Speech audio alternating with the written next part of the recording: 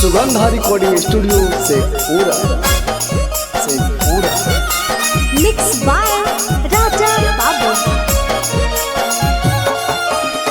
तनी साची खा दे मैया से तू अपन बोल के, तनी साची खा दे मैया से तू अपन बोल के। अगे एक बेर दे दे गे दरवाजा अपन खोल के, एक बेरी दे दे गे दरवाजा नीचल खोल के। गे होबौ नहीं बड़ा दास छौड़ी होबौ नहीं कंट्रोल गे, होबौ नहीं बड़ा दास छौड़ी होबौ नहीं कंट्रोल गे। एक बेरी दे दे गे दरवाजा नीचल खोल के, एक बेरी दे दे गे दरवाजा पिछल खोल के।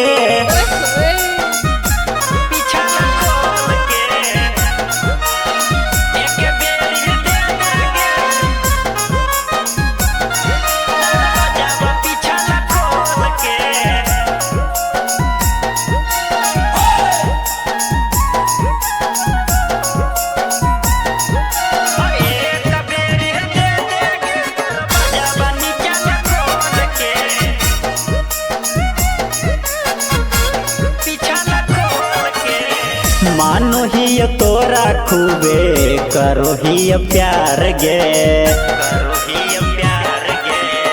आज भर छौड़ी हमरा दे देना उधार गे। आगे देखी के तोरे लूक मनमा जाहौ हमर डोल गे, देखी के तोरे लूक मनमा जाहौ हमर डोल गे। आगे एक बेरी दे दे गे दरवाजा अपन खोल के, एक बेरी दे दे गे दरवाजा पिछल खोल के।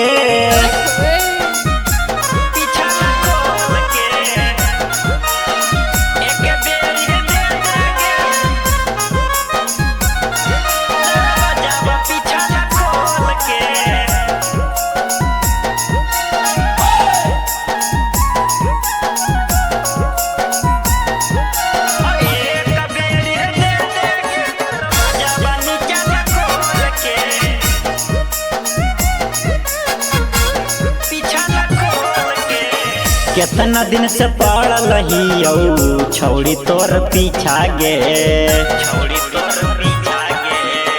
आ जाई के छौड़ी तू पूरा देना इच्छा गे, दे देना नंबर छोटू के करतौ मिसा कौल गे, दे देना नंबर राजा करतौ मिसा कौल गे।